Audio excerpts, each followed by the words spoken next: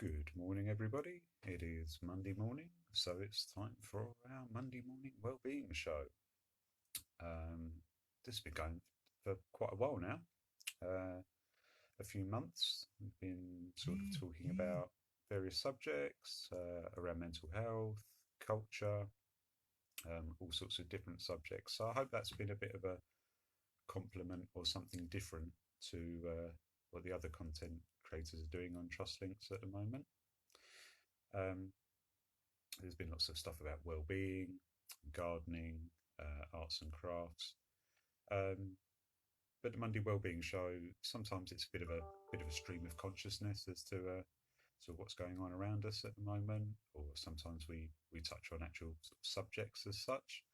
Um, so last week we had a look at the Finnish national epic, the Kalevala, and recently we've looked at Stoicism as as a way of sort of coping or an outlook on life. And today I'd like to talk about a couple of things really.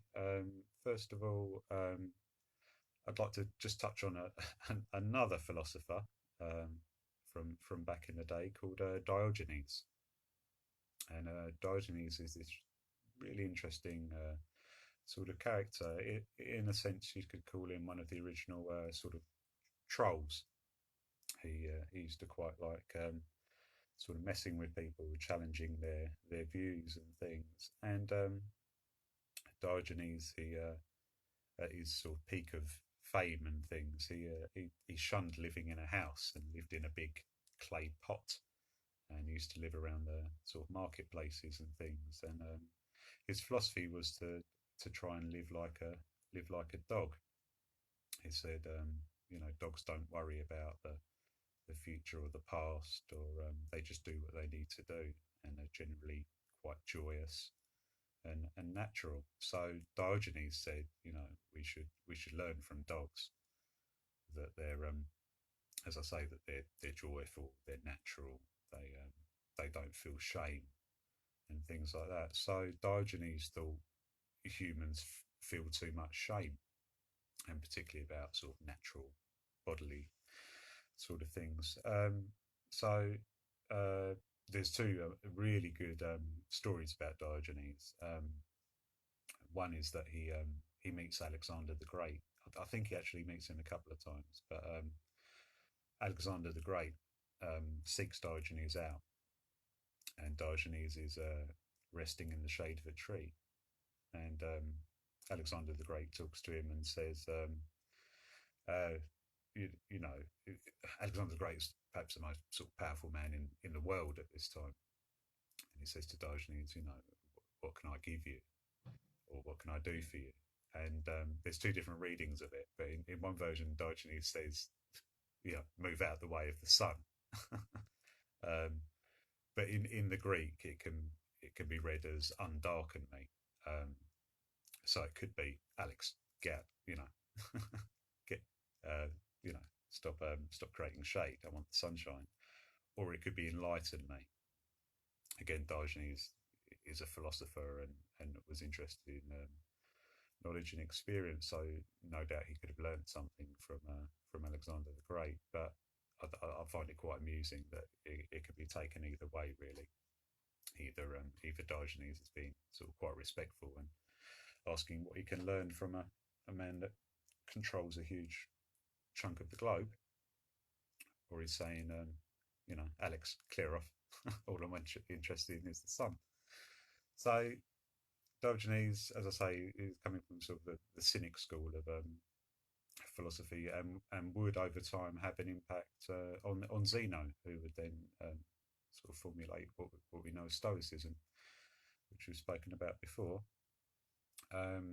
Another really sort of funny, trollish story of Diogenes is, again, he was knocking around the same time as Plato, the philosopher, and Plato would quite often, sort of do his speeches and things and philosophize.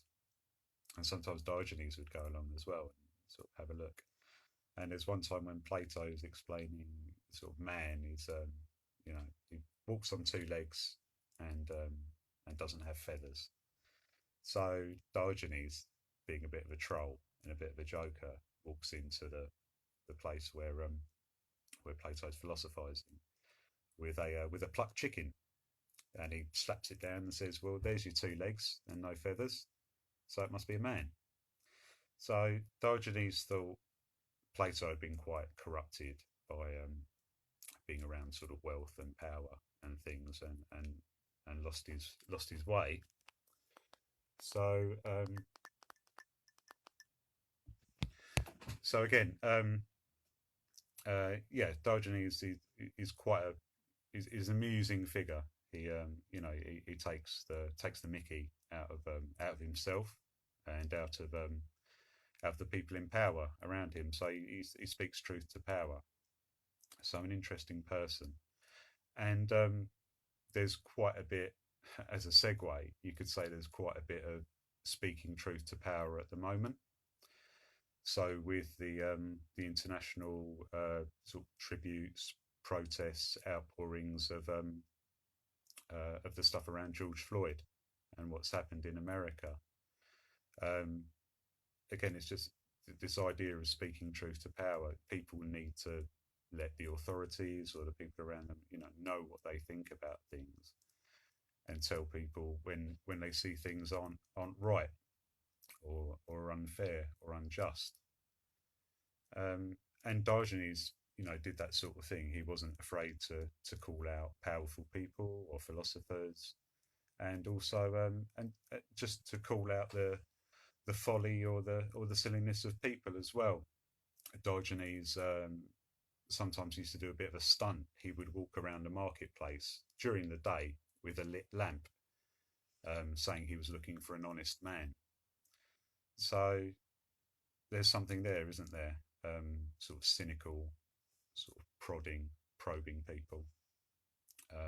And obviously, he was exploring something about the human condition, trying to find an honest man, and the implication being that he wouldn't be able to find one. Um, okay, so back to the George Floyd sort of issue and things. I'm brought to the mind of a reggae singer, Joseph Hill, who's passed away now. But I remember seeing a really good interview with him, and he just summed up racism, said it's a Stone Age business, and it is, isn't it? We really should have sort of got beyond these things by now. We would hope, or at least be on the right road. And I suppose as a culture, English culture, and white people in England, with some of the things that are going on at the moment. In Bristol yesterday, they were pulling down a statue of a former slave owner and things, and Bristol has a quite a large intermeshed history to a degree with slavery being a sort of seaport town and things. But I think it's really important that people don't take the sins of their fathers onto themselves, and that we don't put that onto other people. So modern white people in England, the views expressed in this program do not necessarily tie in with trust things generally, but I don't approve of this idea of white guilt for people, or that people are guilty of the sins of their fathers, so to speak. England smashed the slave trade, uh, so that's a really positive thing. William Wilberforce and the abolitionist movement.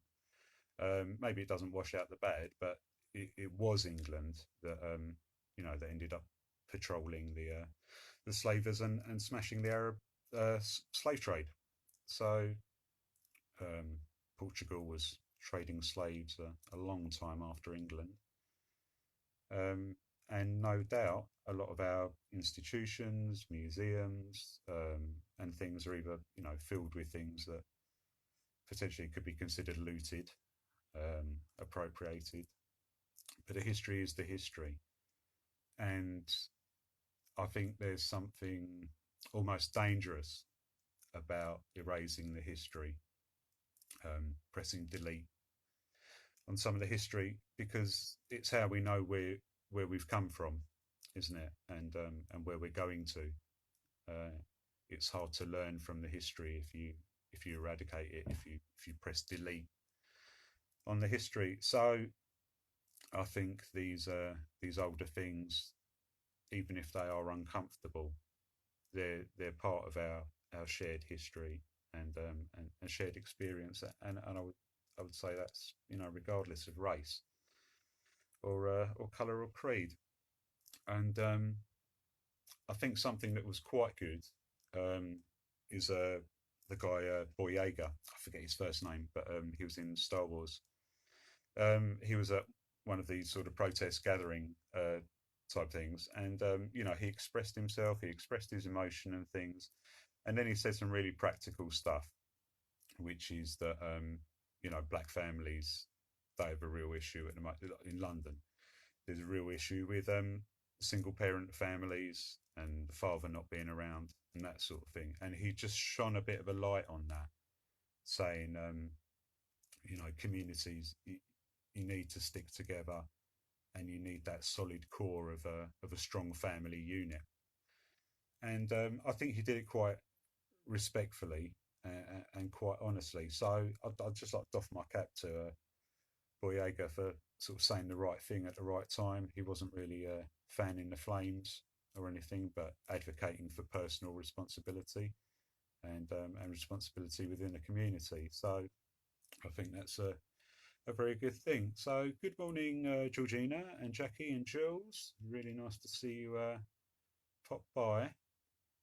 Um, so these days, uh, whether you're in the subject or not, really, around racism, race discrimination, um, we could talk about the little things, what are called microaggressions.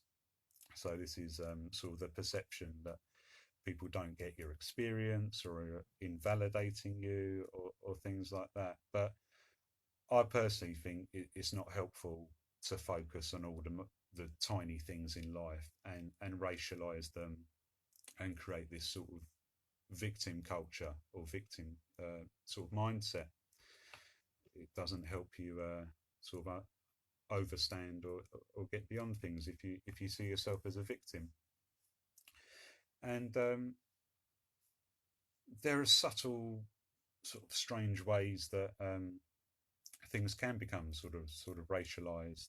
Um, so again, uh, working out our views don't necessarily reflect the views of Trust Links, but I don't really approve of things like BBC One Extra. It, um, it was sort of marketed to black and Asian people, um, but it others them, doesn't it? It says, you know, you're not like us, so we're going to make this thing for you, so you and your people can talk to you and you can do your things. But I thought the whole idea is we're all in it together. We're a society. We, you know, we share in the day to day. We all work with each other. We all look out for each other, regardless of race, colour, creed. So, and again, this idea of urban music, um, you know, it others people. It, it's might be with good intentions, but you know, what's intrinsically urban about a colour of skin? It seems slightly ridiculous to me, but there you go. Um, so I think it is easy to to see racism or to perceive racism, to perceive slights against yourself, to be offended by things, to see things, oh, that doesn't represent me, it doesn't look like me. Well, I don't feel I need to see someone that looks exactly like me to talk to me about things. Um, you know, I hope ideally we all have access to being able to listen to people, whatever their background and whatever their thoughts. We might disagree with people's thoughts, but you know, hopefully we can still just listen to people and give them the benefit of doubt, at least hear their thoughts. Um, so, and as well on behaviour, a lot of the time when we're talking about mental health, we're talking about thoughts and behaviour and quite often how hard it is to change these things, adopt new things.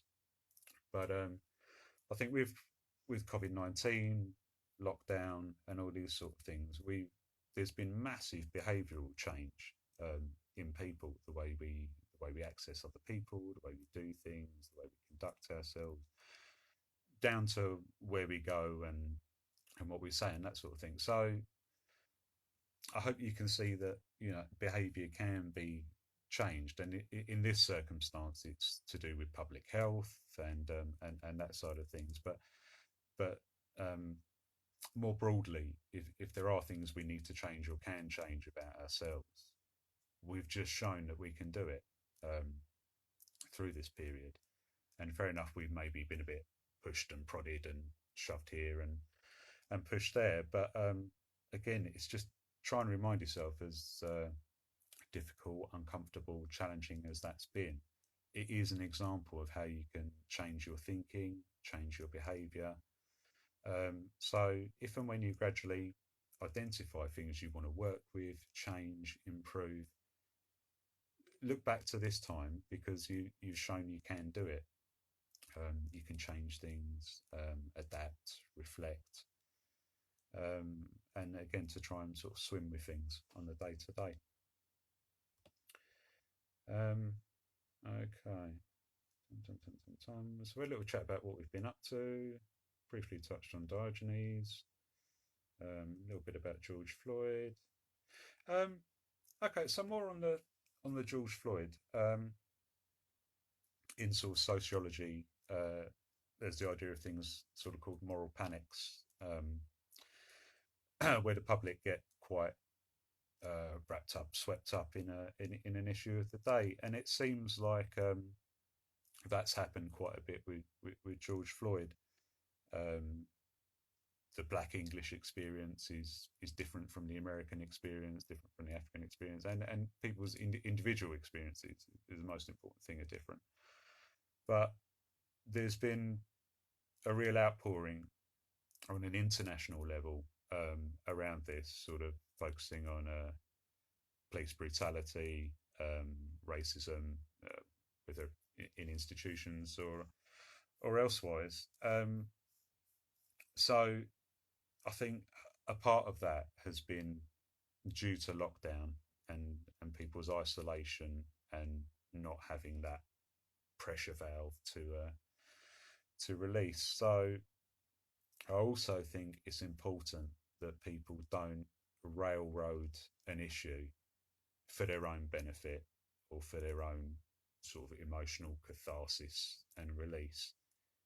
The actual subject is a man died, and then you look around and there's so many things other and different sort of to that and peripheral going on of people airing grievances, personal, societal, maybe to their group.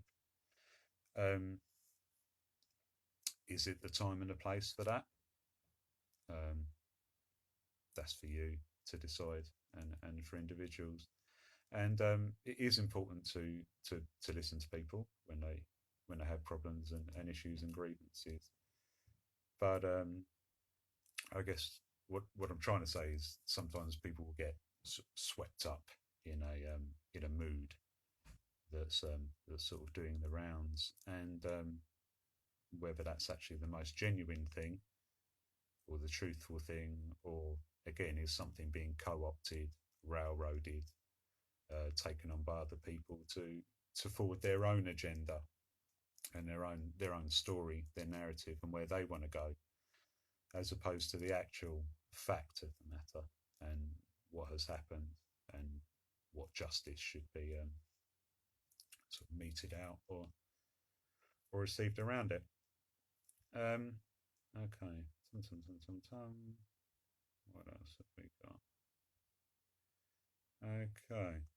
And just ever so briefly, just with all sorts of the laws and things that have been going on, or the sort of temporary legislation that has been coming around to deal with coronavirus, I think it's on all of us as members of society to just make sure that doesn't turn into a bit of a totalitarian creep. So what I mean is sort of more and more laws, um, more and more sort of being observed, and that sort of thing, and less freedom. So um, as I said before about mental health, saying being vocal about what you want to see in your community and things going forward.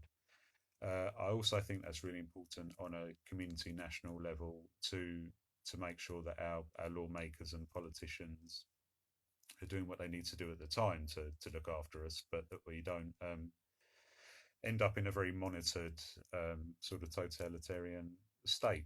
Um, so if you notice things that don't feel right in the way that sort of rules are being uh, sort of made at the moment, or the things that we're living under, it's really important that we sort of let people know we want things to go back to the way they were and not end up in a sort of Soviet or fascist technocracy sort of state at the moment. So again, it's for all of us to keep our eyes and ears out for each other. Uh, what's going right? What's going wrong? What do we need at the moment? But what things are we potentially going to need to roll back to make sure we all still have our freedom at the end of this thing? So it's a bit of a freewheeling conversation, isn't it? We've jumped from ancient philosophers to race to totalitarianism. But that's life, isn't it? You know, our thoughts and our feelings, a lot of them intersect around around things in society or our personal lives and the way we interact with other people. So, what's the message? What is the message of today? So, Diogenes, dog philosophy. Don't worry about things too much. Try and be natural. Take the mick out of people when they're being silly, but not nastily. Hopefully, just so they reflect on themselves and learn something about themselves. We've had a look at race and protest. Is what we're protesting about what's really important to us, or are we doing it for someone else? Are we getting swept up in a mood, or are we expressing ourselves and how we want to express things? Are we, by trying to overcompensate for historical acts, are we deleting bits of history that we can't then get back, or once they're gone, they're gone, and we're rewriting things? Do we want a revisionist version of history, or do we just want the facts?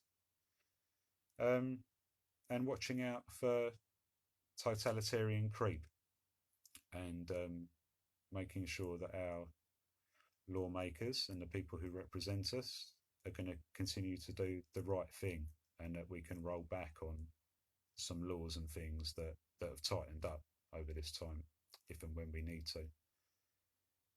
Tum. What else have we got?